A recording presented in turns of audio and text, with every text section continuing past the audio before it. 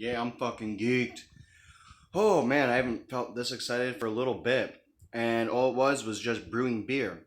However, that first batch of beer, that's something I've been thinking about doing for quite a few years. I just didn't do it. And it feels so good to finally cross something off my list that I've had on my list for so long.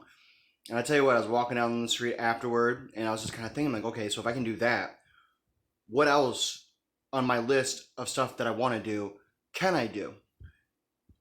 And so it occurred to me that right now, I'm just gonna write down this list. I'm gonna start crossing stuff off. For example, it's like studying, man. I love studying. I love learning new information. And I started thinking to myself, okay, well, what is it?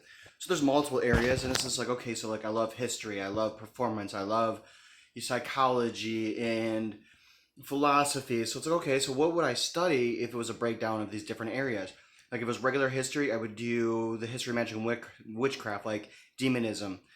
Just talking about the whole entire thing. I mean, how it's really rooted in religion and the basis of how it's reflected upon society. If it was theater, I would do performance studies. It's just how we act in every day, or for me, like that's what my interest is, like the performance we put on in every day. There's more to it than that, but it's also the history of where it came from and the evolution thereof. If it was psychology, it'd be more experimental psychology and abnormal psychology and kind of research psychology based on people, and they're again rooted on how we act and interact in every day, kind of very similar to how I would regard performance studies.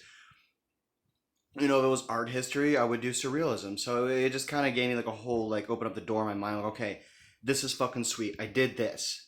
And I'm going to continue doing this because I really like this more than so than I thought I originally would. But then we can start adding more to the list and doing more and just kind of figuring out which path to go. But it's about that journey.